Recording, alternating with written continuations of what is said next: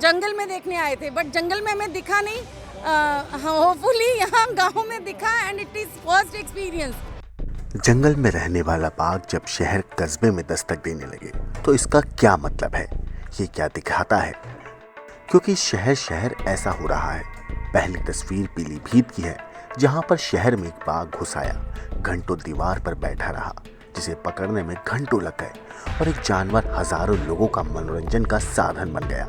वहीं उत्तराखंड के भीमताल में एक आदमखोर बाघ को पकड़ लिया गया। ये बाघ कई महिलाओं समेत कई मवेशियों को शिकार बना चुका है। लेकिन दस्तक देता सवाल ये है कि जंगल छोड़कर बाघ रिहायशी इलाकों में क्यों आ रहे हैं? जंगल सफारी की, बट हमको टाइगर दिखा नहीं। हमको बहुत ज़्यादा उम्मीद थी कि दिखेगा, लेकिन जब हम होटल वापस आए तो उन्होंने लोकल जो है वहाँ का कोई बंदा वहाँ पे एज एन एम्प्लॉई है, उसने बोला कि यहाँ पे दिख रहा है सुबह से एंड लाइव दिख रहा है। एंड यहाँ पे जो सीन देखा, it was so like awesome. Live तो कभी हमने सामने सामने ऐसे देखा ही नहीं है। बाघ को देखना अपने आप में भले ही कभी ना भूलने वाला पल हो सकता है, लेकिन अगर बाघ जंगल की जगह शहरों में मिले तो फिर ये किसी बड़े खतरे की घंटी से कम नहीं है। पीलीभीत में 10 घंटे तक एक बाघ रिहायशी इलाके में एक दीवार पर इसी तरह बैठा रहा। इस घर की दीवार पर कभी वो चहलकदमी करता तो कभी दीवार पर लेट जाता। ये बाघ बीती रात 1 बजे के करीब जंगल से निकलकर यहाँ पहुंचा और सुबह तक देश दुनिया में वायरल हो गया। रात जब बाघ आया, जब 12 बज रहे थे, लगभग 12 बजे से बाद में हम लोग जाग गए सब।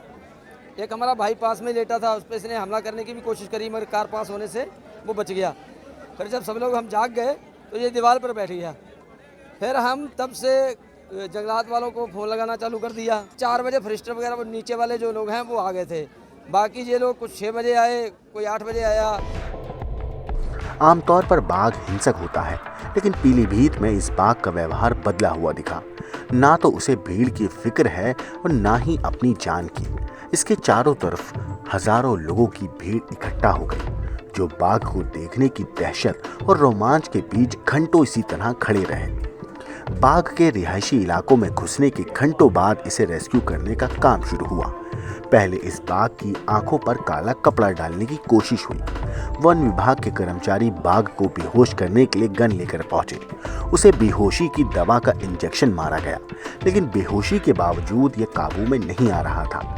इस दौरान लोग इस बाघ की पूंछ पकड़ते हुए दिखाई दिए। यही नहीं, बाघ को लोग धक्का भी मारते दिखे और आखिरकार इसे ट्रैंकुलाइजर मारकर बेहोश कर पकड़ा गया। इस बीच आसपास जमा गांव वालों का शोर भी वीडियो में साफ सुना जा सकता है। ये सभी लोग बाघ को पकड़ने के अभियान में बाधा पहुंचा रहे थे, लेकिन किसी ने भी उन्हें हटाने की कोशिश नहीं की। इस तरह का तमाशा उत्तराखंड में भी देखने को मिला, जहां पर एक आदमखोर बाघ को बेहोश करने के बाद लोग उसके साथ तस्वीरें खिंचवाते दिखे। इस बाघ ने पूरे नैनीताल क्षेत्र में दहशत फैला रखी थी।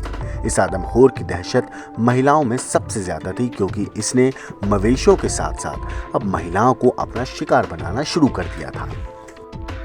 कॉर्बेट से लगे हुए जो पहाड़ हैं उन पे वो कंटिन्यूएशन ही है एक तरह से जंगलों का, तो उस पे डिस्टरबेंस कम होने की वजह से उधर माइग्रेट कर जाते हैं। इजी प्रे की ओर टाइगर भाग रहे हैं और फिर धीरे धीरे ये आदमी के खेतों में और जो गौशालाएं होती हैं वहाँ पे अपना निवाला बनाने के लिए टाइगर पहुँचता है। फिर इसी वजह से फिर आगे कभी ह्यूमन से एनकाउंटर होता है तो ह्यूमन वाइल्ड लाइफ कॉन्फ्लिक्ट की सिचुएशन राइज होती है। वन विभाग को जिस वक्त खबर मिली थी कि इलाके के नौकुचिया ताल के पास आदमखोर देखा गया है, वन विभाग की टीम जाल हाथ में लेकर पूरे इलाके में फैल गई।